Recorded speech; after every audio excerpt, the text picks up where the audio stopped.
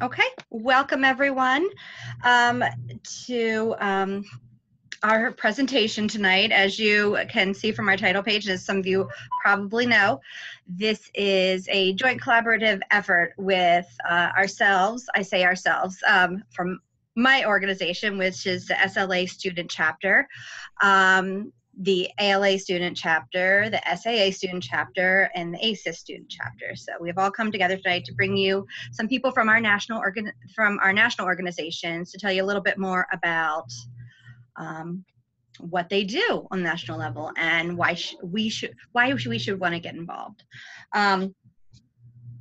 Just to let you know, we will be live tweeting this event tonight. Michio, could you please put our hashtag into the chat? It is going to be hashtag cast your network. Thank you, Michio. It's going to be cast your network is what we're going to be live tweeting this tonight. Okay, so let's see here. So our first speaker this evening, and actually, Esther, could I get you to end sharing, please?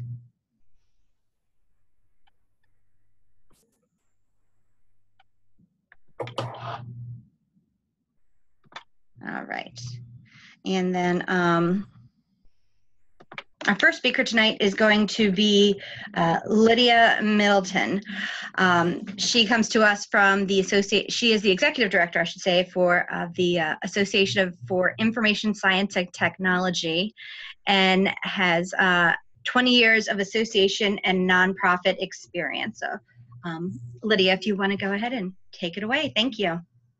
Absolutely. Grab the screen here. All right. Am I echoing? Oh, no, maybe not. Okay. Hi, everybody. I'm glad to be here. I'm really grateful for the opportunity to have a chance to talk to all of you for what, for me, is this evening at 9:30 p.m.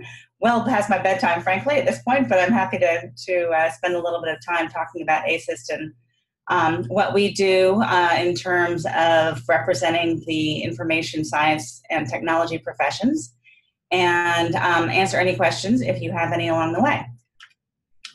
As soon as I can figure out how to change slides here, I will. There we go. Okay. So ACES is, oops, sorry, I'm going too fast. There we go. ACES is a professional society. So that is distinguished from many other associations that are more trade focused. We are really focused on individuals, and particularly sort of the science side of information science and technology. So we're very sort of research and evidence-based practice focused in our approach to things. We really consider ourselves to be sort of a bridge between practice and academia, trying to create a translation of what the outstanding researchers in information science are doing, and helping those in industry make sense of that and put that into practice. So that's where we've really found our niche over the years. The reasons to be a member of any professional society, and I think particularly of ACES, are many, but some that I'd really like to focus on are the notion of increasing your influence, which really doesn't necessarily mean increasing your influence sort of profession-wide, but becoming well-known in your own discipline, in the areas that you're studying, in the areas where you're working, and building your network in that area to not only promote your own work, but to learn more about what others are doing. Obviously, to promote and discuss the industry itself, learn more about information science, and particularly influence policy around information science and technology. We don't do a great deal at ACES on Capitol Hill or in the state legislatures, but we do focus very hard on sort of the impact that opportunities and restrictions in information science present for the community and society. Staying up to date in the field, obviously that is probably the most valuable resource that we provide to our members, is the cutting edge research in information science and technology, which is available through our various publications and webinars and so forth. And then we are at ACES sort of uniquely positioned to provide an international network. We have a great many countries represented in our membership. We meet internationally now And so if you're interested in building your network beyond the United States and even North America, ACES is a great place to do that.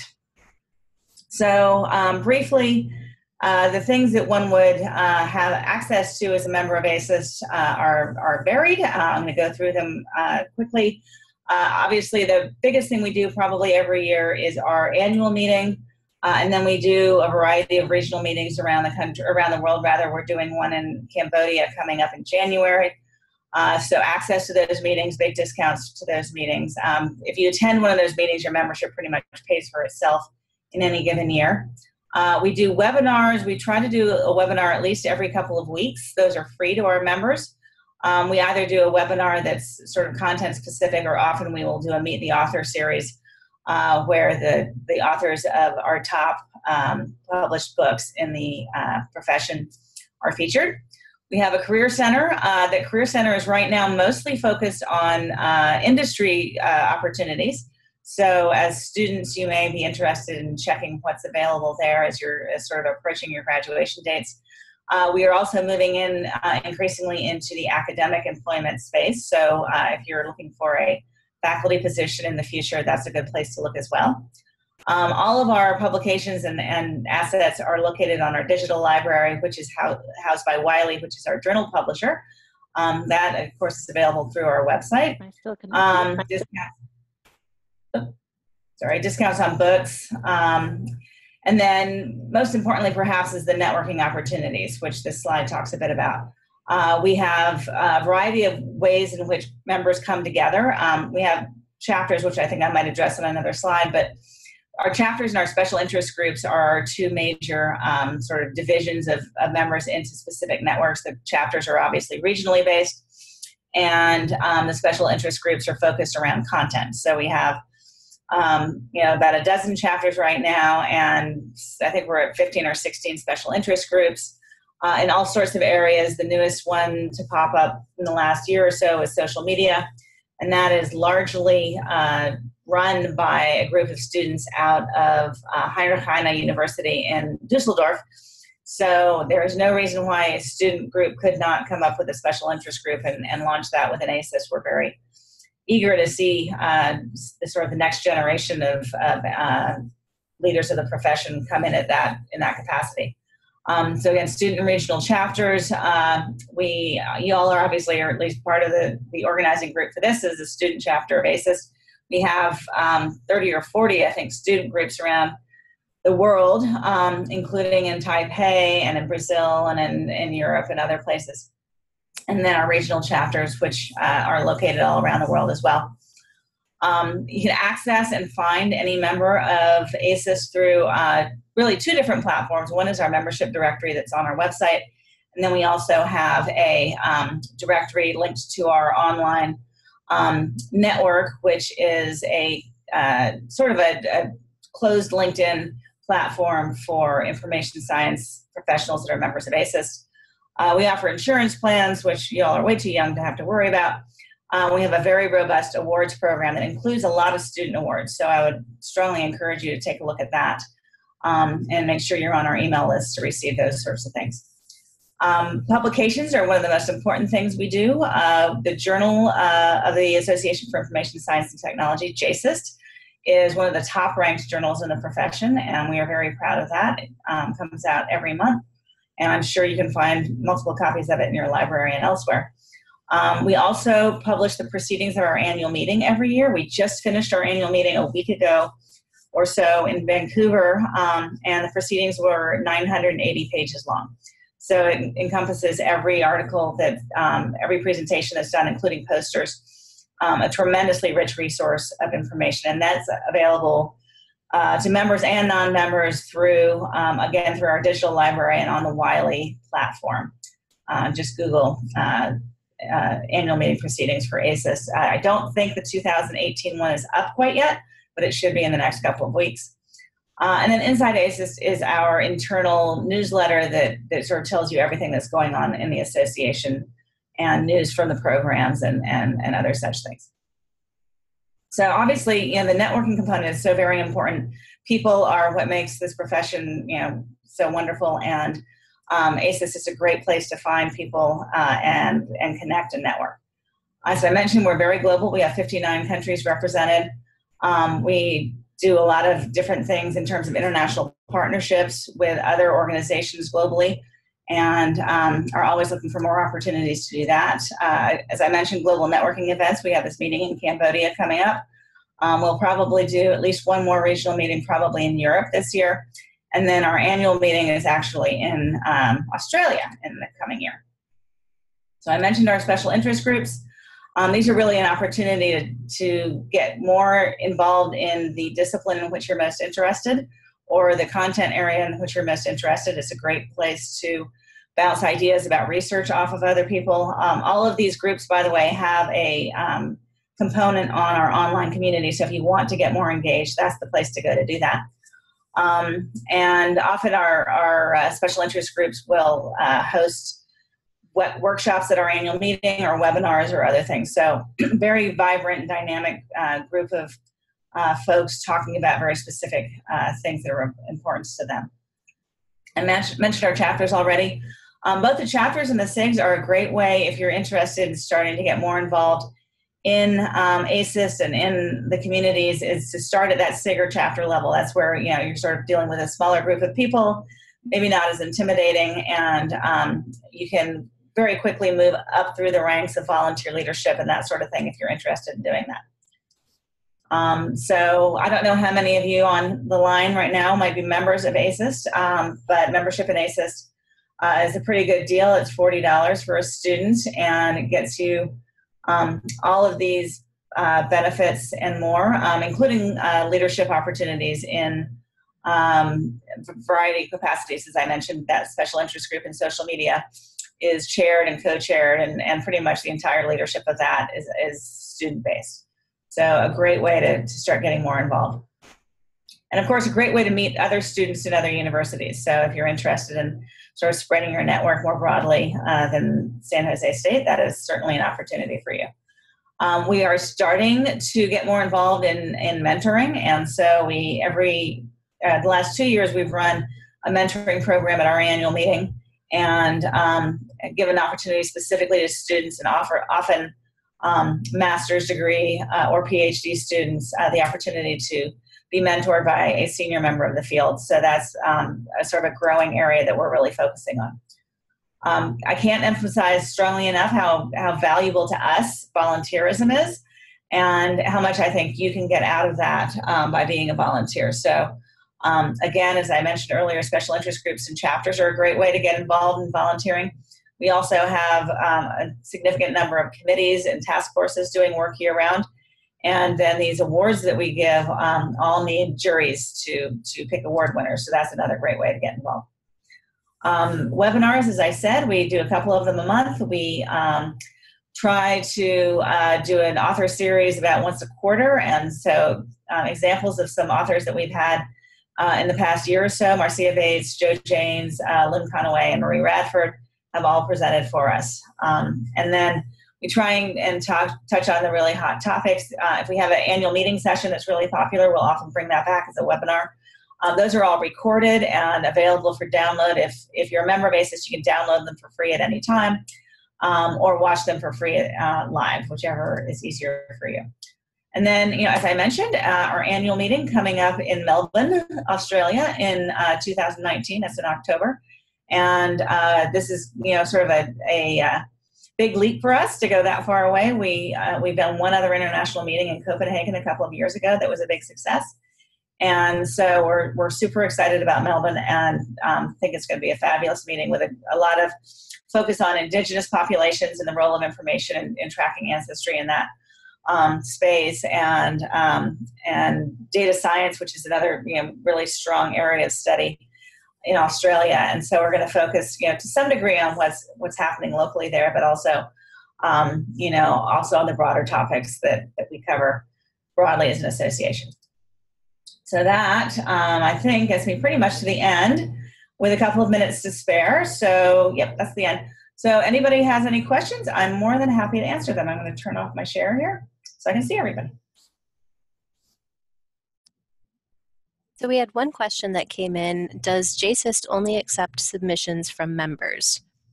No, no. In fact, probably the majority of authors in JSIST are not members of ASIST, which is, to my chagrin, but we're working on that, fixing that problem. But no, absolutely not. It accepts articles from everyone, anywhere. Well, I won't say it accepts, but it certainly reviews.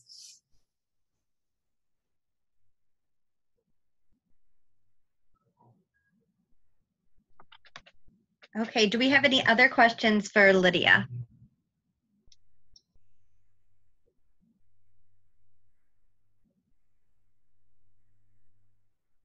Okay, it looks like not right now. So thank you so much, Lydia, for your time.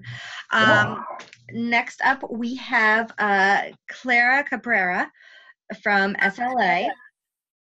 Hi. And hello. Who's been an active member of SLA New York since 2009. And most specifically, and you'll probably talk about this some, let's see, you chaired the 2017 SLA Diversity and Inclusion Task Force, which turned into the DICE caucus. So please welcome, Clara. Hi, everybody. I'm actually going to try to share the DICE website so that you can see what that's all about. If I press share screen, I think that should work.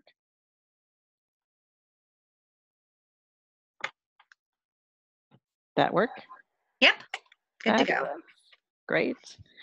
Well, it's nice to meet you all and chat with you a bit. And Lydia, that was a great presentation. I think you have covered all there is to cover for associations in a lot of big ways, which is really nice. I get to ride your coattails on that.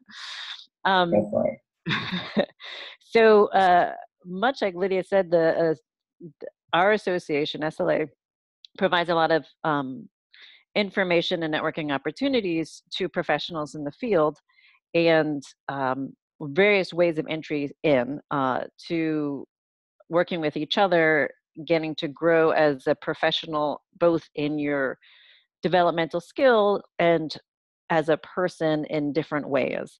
I'm going to talk about SLA kind of in a more personal way, and hopefully that will clue you in on the different things that are available through SLA, which is the Special Libraries Association.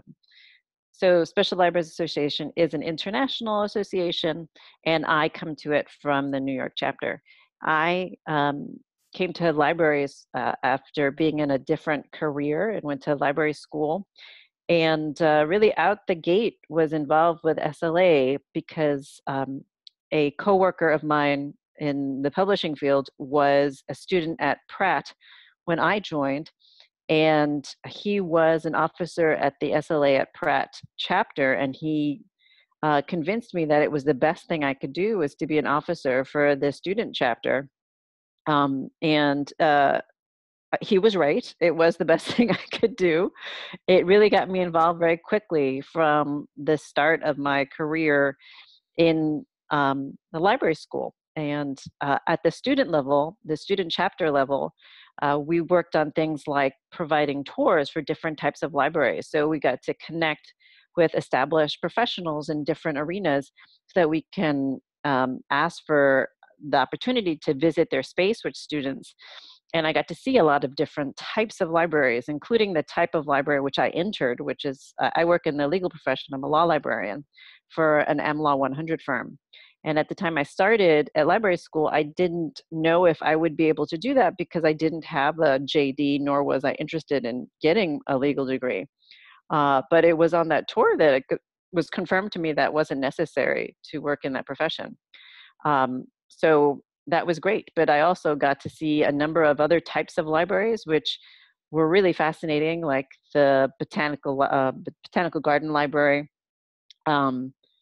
music libraries, and a bunch of different types of libraries, medical libraries. And it was really great to see how these resources existed in these spaces where I think if you're not really paying attention to libraries, you don't necessarily know that when you walk by these companies and these industries that that's in there, it's inside, it's embedded. Most people think of libraries and kind of what they can see, some of the more ground floors, obtainable library access. So it was nice to see what was available in a different way. And while I was at library school and I worked on stuff as an officer, I also got to organize some events at the library school that connected librarians or soon-to-be librarians to databases and resources. And then when I finished my library school career, I immediately entered law librarianship and stayed with SLA and became active in my local chapter, doing a number of different things. We do an internship listing, and we do a job career listing. And so I was doing some of that. And then I moved over to some more social networking events organizing, and then diversity committee work, in which we do events on a local level, which was really fun. The great thing that I learned as I was doing this, every time I had an idea about what I'd like to do, I just simply said, hey, how about we, have a walking tour? And the answer was never no. The answer was, if you want to do it, do it. And that's how it's been in SLA. So I would have been able to do fun things like give a music walking tour of Greenwich Village, or have an event at the Gay and Lesbian Museum in Soho, or visit the Schomburg for a music event during Black History Month. So we do lots of fun stuff on the local level. And more recently, I've been involved on the national level with the Diversity Task Force, which now has become DICE, which you see on your screen, where it's a much more integral part, diversity and inclusion is a more integral part of every member's life in SLA. So when you become a member of SLA, you automatically have the ability to be in DICE. There's no additional fee for that. It's just something you could be a part of. It's every member's has the ability to be included and is included in the process. And this is a space where your ideas can grow and discussion can happen about diversity and inclusion, community and equity issues. And you can visit the website. This is the public-facing website for some of the things that we talk about. SLA, in terms of its tools and what members can use, includes something called SLA Connect, which is the internal kind of listserv community. And you can be part of the community of the caucuses, divisions, or chapters that you're a member of and have discussion there. The big part, I think, of SLA is really the networked ability across the different types of libraries. What's really wonderful about this is that I may have a personal interest in diversity, but I don't really get to exercise that muscle at my job. So I get to do it through SLA. Or I may have a keen interest in opera, and I can be friends with someone who is working at the Met and who works in their archives. So all of that is possible through the network in SLA, which has been really a key component to why people connect and stay connected to SLA. The folks that you meet along the way that are directly in your gene pool for what you work, and also those who are adjacent and around and just interesting to be connected to. A lot of the people that I met in SLA have not necessarily been directly people who work, just a few blocks from me, although we do actively have lots of events locally in New York. And if you're ever in any SLA regional area, you can always attend an event that's happening. And that is how some of the SLA members have connected in different chapters. Some of our prominent officers have come from our European offices. When they've come through New York, or they switch and transfer, they get connected to SLA's local events, and for some of them have become very much connected on an officer level and have been participating at the chapter. But all of that started when I was a student, and I want to emphasize that part because the student membership fee at SLA and ASIST and some of the other associations you hear about tonight are intentionally low, so that it's a lower barrier to entry, so that you can get your feet wet and figure out if this is the association for you. Is this the network of people you want to be connected to? So I would highly encourage, if you have the ability to try to get into the student association fee level of SLA, which has a similar price point to ASIS, or a number of different associations. And in fact, when I was in library school, I did that. I was a member of a number of different associations. And while SLA sees most of my time in terms of organizing and participating actively in events, I also still am actively connected to a number of other associations as a member, or primarily through their events that are not available to members, but I can connect to those as well. And I wouldn't have known about those things if I hadn't connected to them as a student. So if Metro, which is a New York Library Association, is having an event, I can attend that.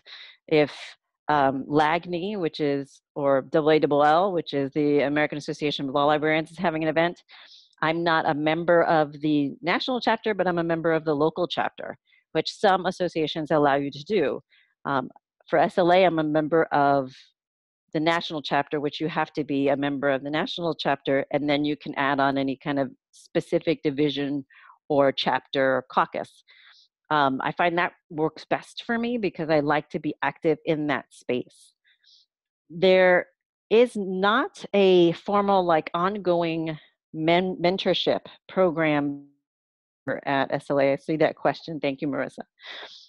But at the conference, so there's an annual conference, there are events that are geared towards new members, and there's a new member, I think it's a caucus, that tries to reach out through webinars and other activities to reach new members in that way. I think membership types of programs have been attempted to be formed at the local chapter level, depending on which chapter you're near. But the more informal mentorship that happens in SLA is actually stuck around a little bit longer, a little bit more pervasive. And when I say informal membership, really SLA members are encouraged to reach out to new folks, to make them feel welcome, and really make ourselves open in a very open network kind of way. You can reach out for information on interviews or connect to someone. I found that some of the people I'm closest to at SLA was through that very way. I was a student and I wanted to find out more about what they do. And I don't have a title of mentorship with them, but there are a few people that I would say really did mentor me in my career through SLA, through that informal meeting. That may change. Like if any member of SLA wants to start an initiative where there's a more formal program, that's something that can happen. But at this time, there is not. I think that covers what I wanted to say about my journey into SLA. I want to just briefly just go over DICE for a minute. If you all are interested in diversity and inclusion, I highly recommend visiting the site just to see what we're kind of talking about. We try to stick to the diversity and inclusion issues that specifically affect information professionals. And when possible, we try to list events that are going on in the industry. So to refresh this page, there is another event coming up soon, but these are diversity and inclusion related events that have happened recently. And they're not necessarily SLA events. They're by different associations, different groups, or groups that aren't really a formal association. They may have an event like Query, which is not necessarily a formal association that exists to do things outside of the events they have, usually during ALA, but we might list their events here. So I think those are the things I wanted to say about SLA. I hope that gives you a flavor for how I got into the association and what it does. And if you're interested, you can check out the main website as well as DICE. We do post SLA of sponsored events on the main website. And here in DICE, if it's specifically diversity and inclusion oriented, but you'll see information about the annual meeting as well as an upcoming event, the Leadership Symposium, which is happening in January in New Orleans. I attended last year. It was great, lots of fun, really gets into how you can be a leader and be active in SLA or just professionally in your field, how you can activate the leadership in you if not given the opportunity just yet because you're new to the profession. So it's a great symposium to attend. More information about that is available on SLA. And if I knew how to move this stuff around, I would take you to that website. But you could go to the SLA website and find out more about getting involved in the different things you do there. And I would also suggest checking out your chapter's website, because a lot of events happen very much on the local level. So you can go to your various division or chapters from here. Hopefully all the links work, because we recently got hacked and that was a problem. So please visit these locations to see what might interest you in SLA. I think that is more than my time, so thank you very much. Thanks, Clara. We have one other question. If you could speak more about what opportunities there are for students. I know I'm involved with one of the divisions there, like volunteering with them, and so I think that that's probably something that students could do. Oh, in general. absolutely.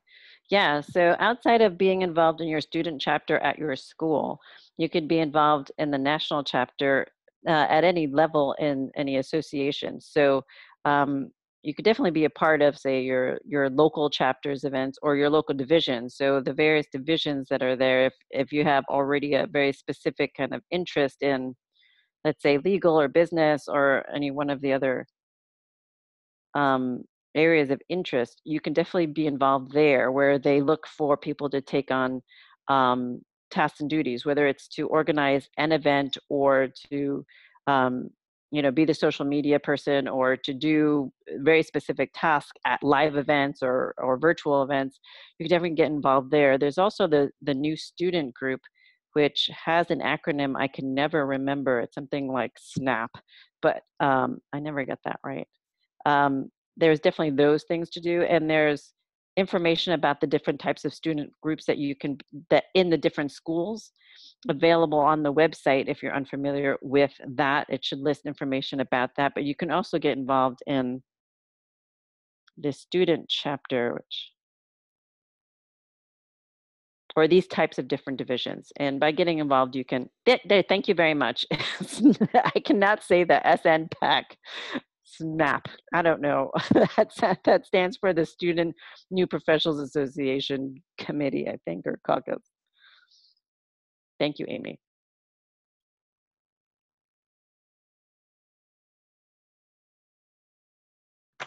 All right. Did anybody have any additional questions for Clara?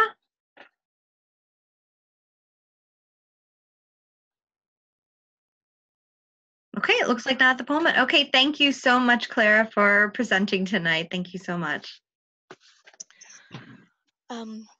Hi, everyone. My name's Beth. I'm from the ALA student chapter. I want to introduce Nicole Lamoureux. I hope I pronounced that correctly. She is currently the Vice President and President-elect of the ALA New Members Roundtable, and she's currently Director of Research and Instructional Services at the New School in New York City. And just a side note, which I thought was very interesting reading her bio, she also has a Bachelor's of Science degree in fashion from the Fashion Institute of Technology. So I will turn it over to Nicole. Thank you for coming tonight. Yeah, thanks for having me. So let me try share my screen. Let's see how this goes. Okay. Are y'all seeing my slides? Okay, great. So I wanted to thank Beth and Jess for reaching out to us and inviting us to speak tonight. As Beth said, I'm the Vice President, President-elect of NMRT. And I'm here tonight to kind of talk about the ins and outs of the American Library Association and NMRT. So to kind of start out talking about my journey within ALA and NMRT, similar to Clara, I was really actively involved in the ALA student chapter at University at Buffalo, and I can't express how much that helped me and allowed me to kind of get a better sense of what ALA is and get my foot in the door. So in 2010, I was the student chapter secretary, and then in 2011, I was elected to the student chapter president. Soon after I graduated, I attended my first ALA conference in New Orleans. And actually, one of the first sessions that I attended was a session called NMRT 101. And if you've ever attended an ALA conference, it can be quite overwhelming your first time around. And this session actually explained what NMRT was, explained kind of how to navigate your way around the conference, and just kind of get more involved and, you know, be okay with going and talking to new people. And actually in that session, they were looking for committee members. And so I had talked to the president at that time and said I was interested. And so she gave me her contact information. And from there, I joined the Midwinter Social Committee. So following that, you can see during 2012 to 2016, I chaired or co-chaired several different committees within NMRT, including the Student Chapter of the Year Award, the Student Reception Committee, the LAMA New Member Roundtable Joint Committee on Collaboration, as well as the award ceremony committee. Following that, I was elected as the secretary of NMRT. And then this past year, I actually chaired two different committees, Professional Development Attendance Award and the Annual Social Committee. And then now I'm currently the Vice President, President-elect. So obviously I have a lot of experience with NMRT, and I'm gonna kind of introduce you to ALA, but also talk a little bit more about New Members Roundtable, since it's really a great resource for students and new members within the library profession. So what is ALA? It's the oldest and largest library association in the world, and its mission is to provide leadership for the development, promotion, and improvement of library and information services and the profession of librarianship in order to enhance learning and ensure access to information for all. And it's built up of 11 membership divisions, and these are really focused on types of library or library functions. And then there's also roundtables. So there's 20 different roundtables, and this kind of goes outside of the scope of the divisions. So talking about membership opportunities, just like ACES and SLA, there are student dues, and it's $38 for 1 year. Once you graduate and you're out in the profession, there's first year dues, which are a little less, second year dues, and then once you hit your third year, you kind of move into that regular due fee of $145 a year. With that said, there's also joint student ALA and state memberships, and I've listed the link here so that you can check that out, and it just kind of depends on the collaboration between ALA and the State Library Association. So talking about the divisions, again, it's kind of all over the place. So you've got, if you're interested in school librarianship, you've got the American Association of School Libraries. If you're interested in academia, the Association of College and Research Libraries, and so forth.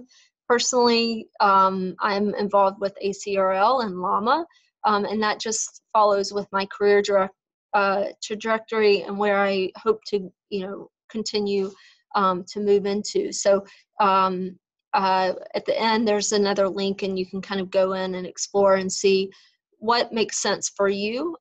There's different committees within these divisions, and then they also have their own boards as well. So all of these provide various volunteer opportunities, publishing opportunities, and so forth. So the roundtables, again, this kind of runs the gamut. You've got everything from games and gaming roundtable to graphic novels and comics. Depending on where your interests lie, you can kind of find your place within these roundtables.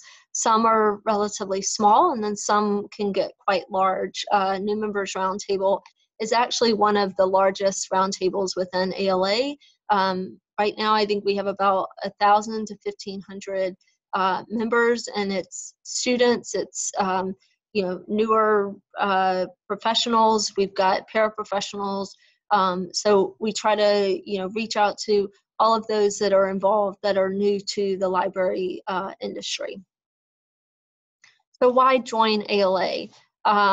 There's job opportunities at the conferences. They have a job space where you can go and have meet people that are that are looking for new librarians.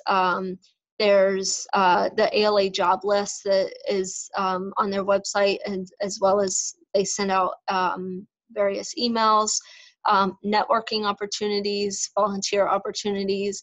Ultimately, just similarly like Lydia said with ACES, you're meeting friends and colleagues from across the United States and globally. It's fun to be able to meet up through webinars and through conferences and have the ability to share ideas and to learn from one another. There's tons of different presentation and publishing opportunities within the divisions and the roundtables as well. So really, I mean, you're paying a due, but you're also getting so much back for that membership. So so to kind of talk about New Members Roundtable, our mission is to help those who have been association members less than 10 years become actively involved in the association and the profession. And the goals are fourfold. So to structure formal opportunities for involvement and or training professional association committee experiences on the national, state, and local levels, to provide a wide variety of programs to assist, encourage, and educate those new to the association and to the profession, to offer a variety of leadership training and opportunities to help those approaching the end of their NMRT eligibility make the transition to future positions in the association and in the profession, as well as to develop and implement ongoing programs for library school students, which encourage professional involvement and networking.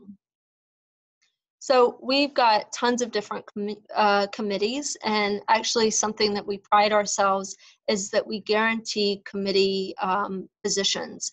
So at the end of every year, we reach out to everybody and say, if you're interested in committees, let us know, and we ask that you take a look at the committee description and explain kind of, which ones is your top choice, your second choice, and your third choice. And then we try to pair you with that choice or your favorite committee. And you can see that depending on your strengths, you can go into the annual social committee, which is all about event planning. If you're more an archives person, we have the archives committee. If you're interested in publishing, you can publish with our EndNotes. It's a peer review publication. Or if you're interested in publishing, you can be on the back end and put that publication together. You can go through and see, we've got a midwinter social committee. We've got online discussion forums, which help hold online discussions throughout the year. And then, if you're interested in awards, we've got several different award committees where you would be on the jury to decide who the winner is for the award, and so forth. So not only do we have the committee opportunities, but we have the board opportunities, and these are elected positions. You can kind of see the different options here, and the appointments differ. So for instance, for the vice president, president, past president, it is a 3-year appointment. The treasurer is also a 3-year appointment, and you start out as the assistant treasurer, and then the following 2 years, you're the full treasurer, which ultimately trains the assistant treasurer to move into that next position. The secretary is a 1-year appointment. And then we've got 4 different directors, and these oversee the committees. And these are 3-year appointments. So the leadership development director, member services, networking, and outreach. And they're the liaisons between the committees and making sure that they're being able to accomplish their charge and their yearly goals. And then they communicate with the board to make sure that we're also giving them the proper support. We do have a NMRT counselor, and this position is a liaison between ALA and the roundtable, and then finally the parliamentarian. So why join NMRT? These reasons are very similar to ALA, but really we provide 3 different awards, individual awards, and then we also provide a Student Chapter of the Year award. So there's several different scholarship opportunities for you. Again, ALA can be quite daunting at first, but once you kind of figure out where you fit in, you know, it makes it a lot more fun and a lot more interesting. I mean, becoming a librarian is kind of a lifelong learning opportunity, and I really feel like NMRT allows you a foray into that. Again, we do have presentation and publishing opportunities. You can publish with EndNotes, and then the presentations, we have online presentations throughout the year, so there's opportunity to do an online presentation as well.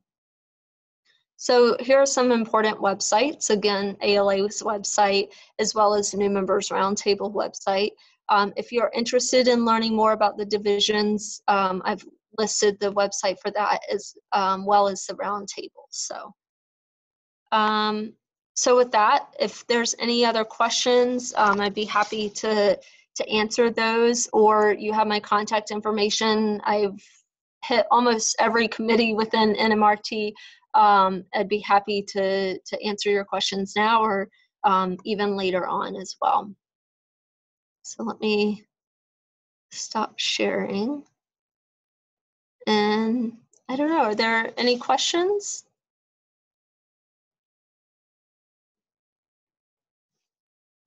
Let's see. Once you're a student member of ALA, yes. So each of the divisions and the roundtables have their own individual dues. And so you can find that out in the individual division or roundtable area. For NMRT, it's $15 a year. So it's relatively a low cost membership.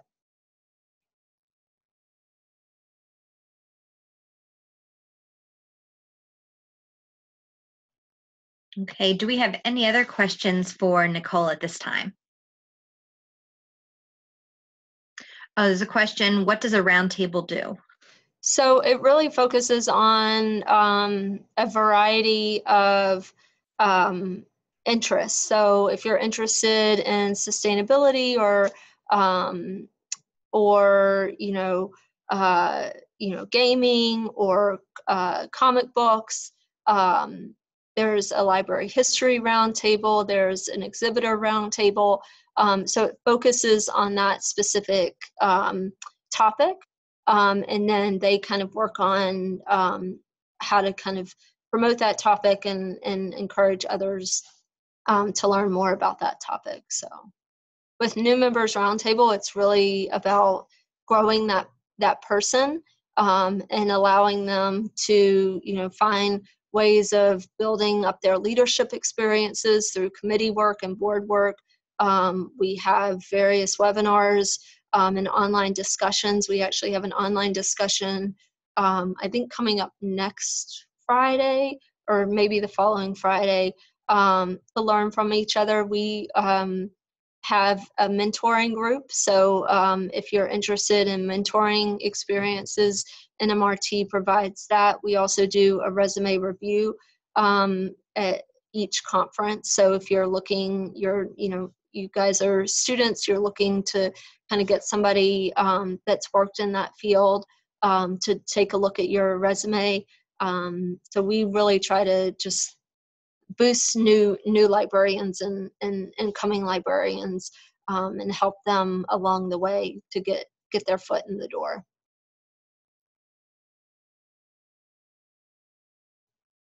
You're welcome. All right, thank you so much, Nicole. Thank you.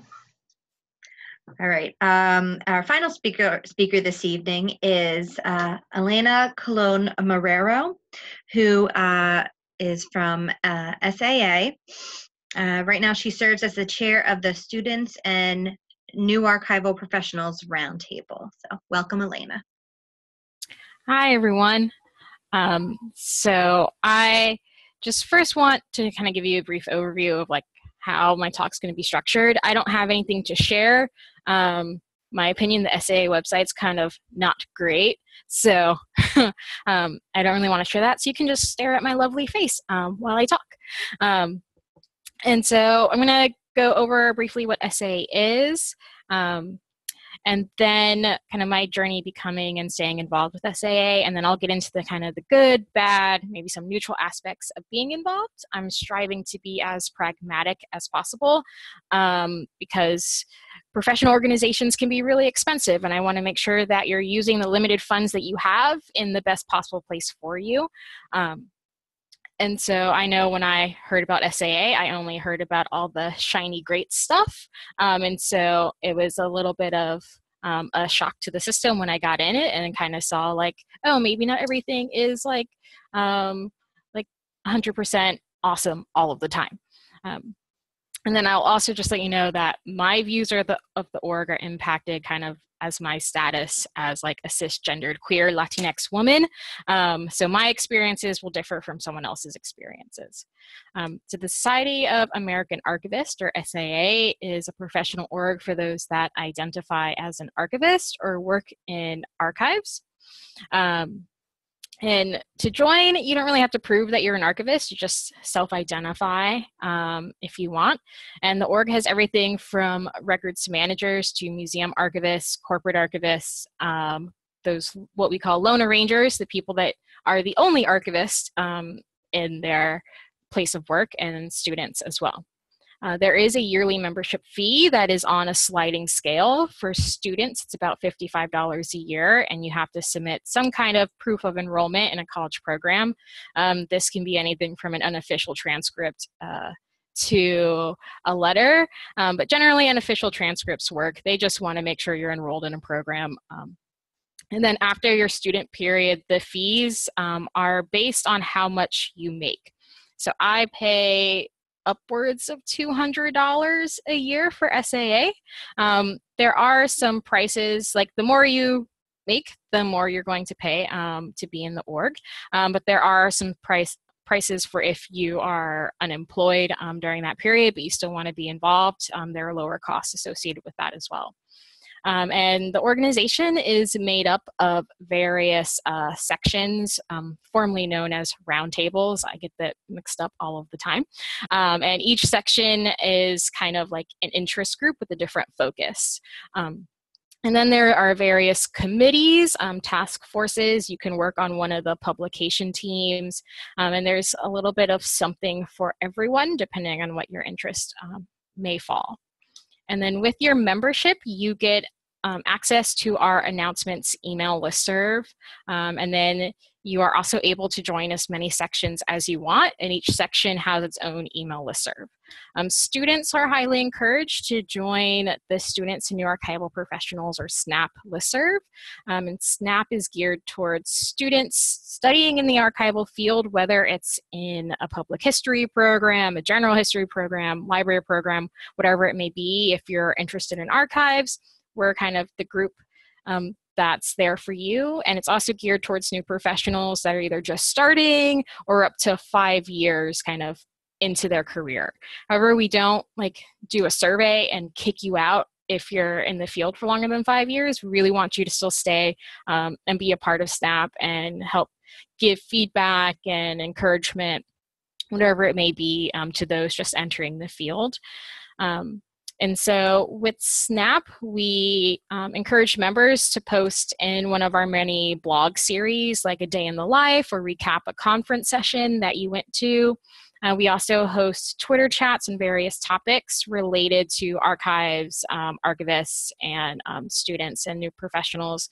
We had one this past November on unpaid internships, and we're hoping to do more advocacy around paying your interns within the coming year, and so on.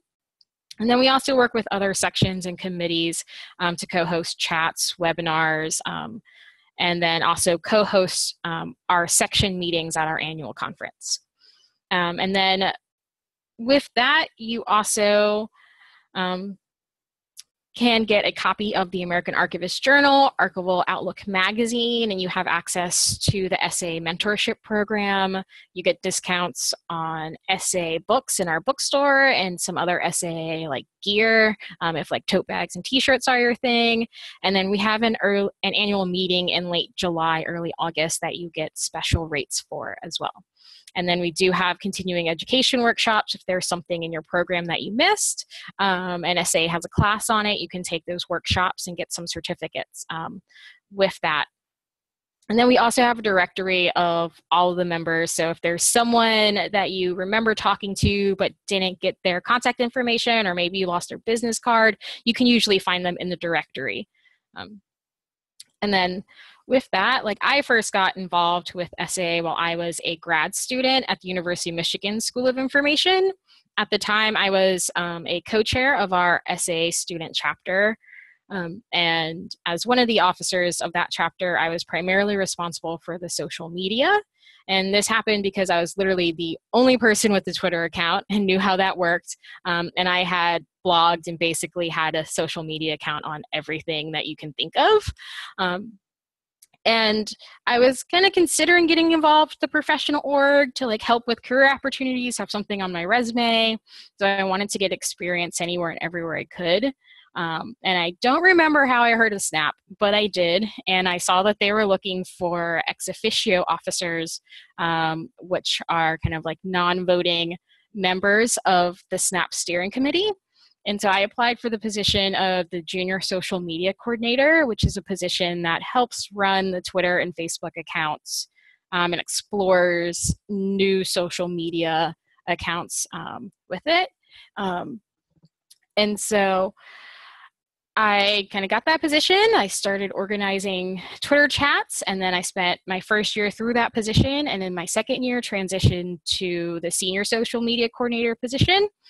And then I decided to apply for the vice chair / chair-elect position of SNAP. When you apply to be vice chair, it's like a 2-year position where your second year is where you become chair of the section. Historically, we don't have a lot of people apply for it because being a chair of a section is really scary sometimes. And so I just went for it because I knew my time at SNAP was starting to end and I still wanted to be involved. Luckily, I got the position and then transitioned into chair this past August. And then last year, I also served on the SAA Appointments Committee. And the Appointments Committee is where the SAA Vice President and the group, sorry, my light went out in my office because it's motion activated. So it's a committee where we go through all the volunteer applications and appoint individuals to different volunteer positions and committee positions. So membership in SAA can be expensive, especially if you're already on a tight budget. And I will tell you the best thing I've gotten out of SAA is kind of meeting other people that I don't think I would have met otherwise. But I can't say that I wholeheartedly encourage you all to join because it all depends on your budgets. And with SAA, you definitely need to look for opportunities to become involved and stay involved. There's plenty of opportunities there, but you definitely need to work harder at finding those things because SAA doesn't necessarily advertise everything you can be involved with as well as they should. And then the organization is much smaller as compared to, say, like ALA. So it can be, with it smaller, it can be pretty bureaucratic and stuffy, and there's a lot of old guard members that actively push back on changes, especially changes that involve diversity and inclusion. And because we're so small, it will feel like you're between a rock and a hard place when it comes to dealing with those people. And so if you are willing to kind of fight the good fight and be involved in that regard, I say like totally, and you have the money to do it, totally join SAA. I just know that I have seen plenty of people burn out from the org and leave. And then I will say that over the past 2 years, there has been a giant push to get more diversity in gender, race, abilities, economic statuses, sexual orientations within, and all that representation within all of our sections and the broader council. So things are looking up but it's kind of going a little bit slower than I would like personally. And so with kind of getting involved with archival orgs, if money's a concern, there's a lot of great regional organizations that are not affiliated with SAA, but have overlap with SAA members. And those tend to be cheaper and closer, so it's easier to interact with those people on the daily, on more often basis than your yearly annual meeting with SAA. But if you're really interested in joining SAA, I still say, like, if you're interested doing it, just do it. Apply for a position within a section, which I think is where you're going to get the most bang for your buck, is the sections. Or you can even start with something easy. I know a lot of students volunteer to be on award application committees and choosing people to get an award. So those are really fun, kind of low, kind of finding the right word here. It's late, but like, you don't have to spend as much time on that. It happens kind of once in like maybe a 3-month period. So if you think your year might be really busy, those might be good things to apply for. And then SNAP is always looking for people to blog for us, work with us on Twitter chats. Unfortunately, our call for ex officio nominations ended 2 weeks ago. But we will be putting out a call for people to join our team in like the spring. So look out for that, because we're always looking for students to join us. So that is all I have.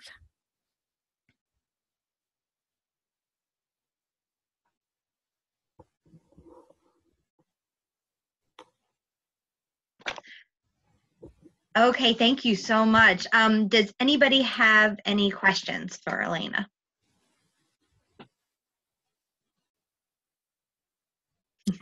So how many members overall? I wish I could tell you that, but I don't actually know those numbers. I can tell you at Washington, D.C., where our last meeting was, there are about 2,000 people at that meeting. And that's the biggest meeting we've had so far. So that is all I can tell you. Okay, thank you. Anybody else have any questions?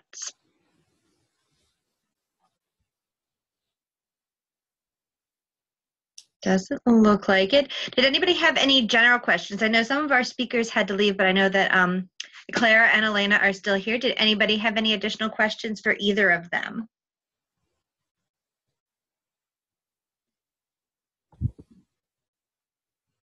Okay, it looks like not. Okay, well, I wanted to thank everyone. Oh, wait, we do have one more. Question for both of you. Any collaborative events across associations? I posed that question, so my reason I asked that. Oh, that is from you, Claire. I'm sorry. I just realized that. I mean, this is the first time I've been on an event where it had multiple associations represented, which I thought was really great. I know to a certain extent ALA and SLA, because they're so old, have reached across the aisles at times. Their history is ancient, but I don't know if they've done anything more recently. I know on a local level, like SAA or Reforma, which is an ALA kind of offshoot, or some of these other things may reach across to different associations for an event to get like support on that event. Is there something you recall, Elena, where there's some kind of a collaborative thing across SAA and some other group? So I know at one point SAA had a collaboration group with ALA, but that was dissolved like last year or the year before for various reasons. But I think for the annual meetings every 3 years, SAA does combine their annual meetings with the government archivist and records management group. And so that's kind of a cool thing we do. Generally speaking, though, SA doesn't really do very much with other organizations. It's more on the individual sections that might reach out because they know people or they're in both organizations and they might do something there. Cool.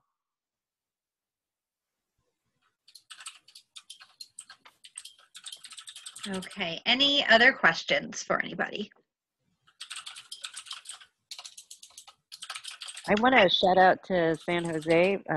It is the library holds the seat for the SLA archive of publications. So SLA has been around since I think 1908 or something like that, and San Jose has the entire archive, which is really cool to see how an association changed and evolved through some very interesting decades.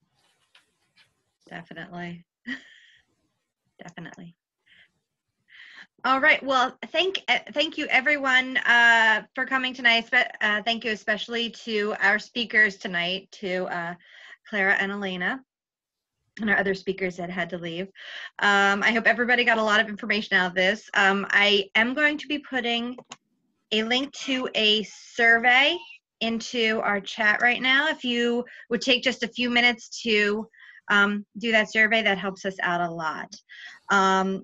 And like one of the things that our speakers were talking about tonight, if you would like to join one of the student chapters, that's always a great place to start, is becoming on the executive committee, an officer of one of the student chapters. Please check out any of the ones that hosted this event tonight, and that is ASIST, SAA, ALA, as well as the organization I'm from, the SLA student chapter. So thank you everyone, and have a good night.